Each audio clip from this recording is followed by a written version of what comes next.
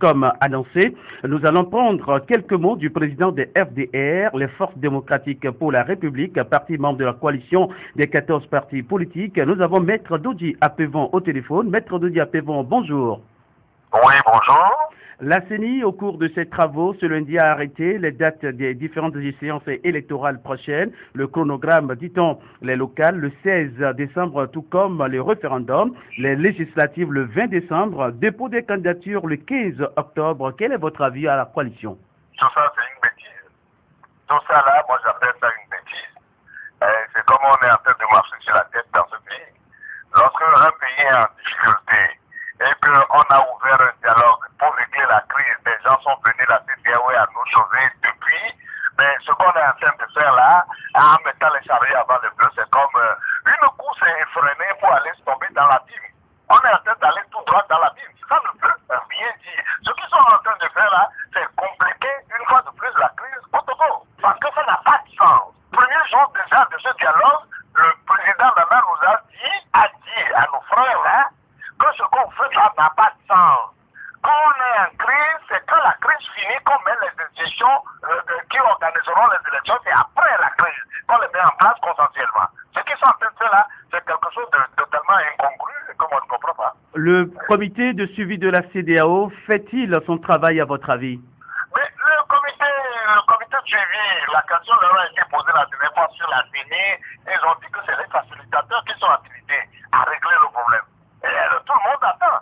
La CEDEAO aujourd'hui nous a mis sur cette piste-là. C'est la CEDEAO qui a sorti la feuille de route.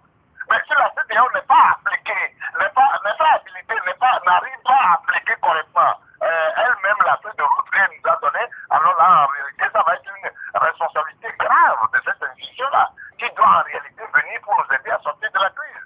La C14 est en colère. Pensez-vous que les manifestations de rue que projette la coalition des 14 partis politiques pourra résoudre la crise togolaise?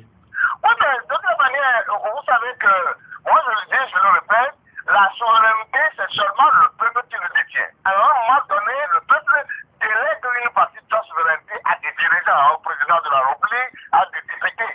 Mais à un moment donné, quand la chose se complique, le peuple, lui seul, peut reprendre sa souveraineté et dicter ce qu'il a lieu de faire. Donc, en ce moment-là, moi je dis que quel que soit ce que les uns et les autres sont en train de faire aujourd'hui, à cause de leurs intérêts, justement, parce que c'est à cause des intérêts des gens et des uns de ce qu'on est en train de poser, c'est ça qui est incongru là au Togo, pour compliquer la vie des Togolais. Alors que nous souffrons déjà énormément au Togo. Que ces gens-là aient pitié, justement, des pauvres populations togolaises pour poser des actes allant dans le sens de l'apaisement et de la paix. La paix se construit. La paix doit se construire. Ce n'est pas par des actes de provocation incendiaire comme ça qu'on construit la paix.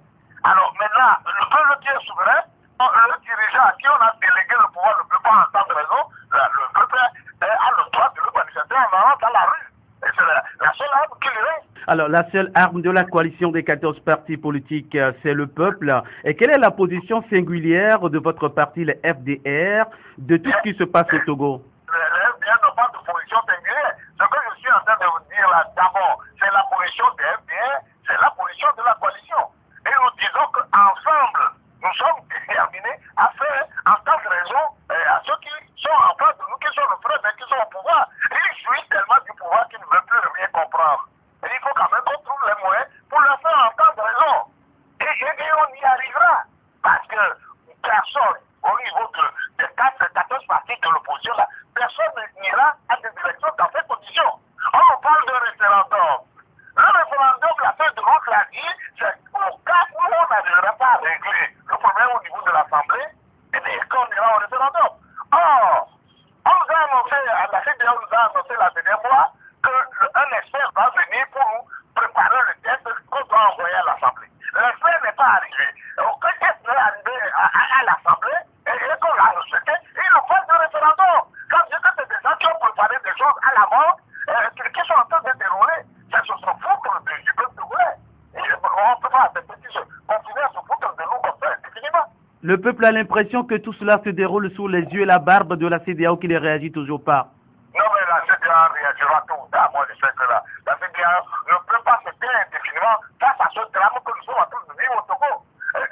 Face à un comportement des gens qui sont décidés de narguer tout le monde. Mais ça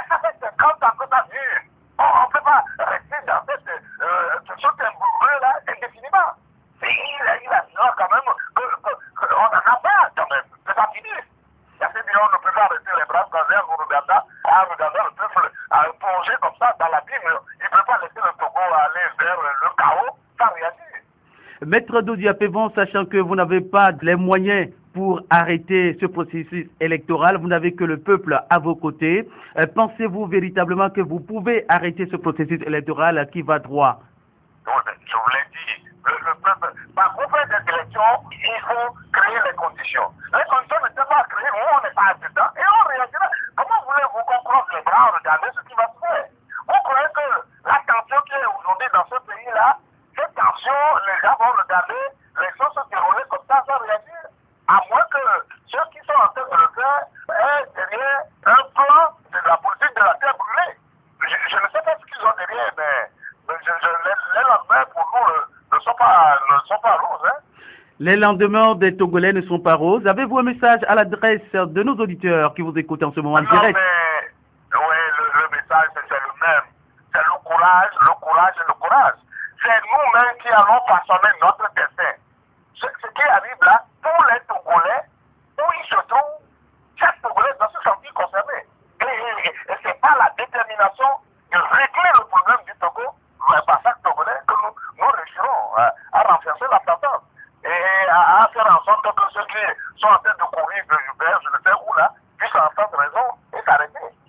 Maître Dodi Apevon, président national des FDR, je vous remercie. C'est moi qui vous remercie.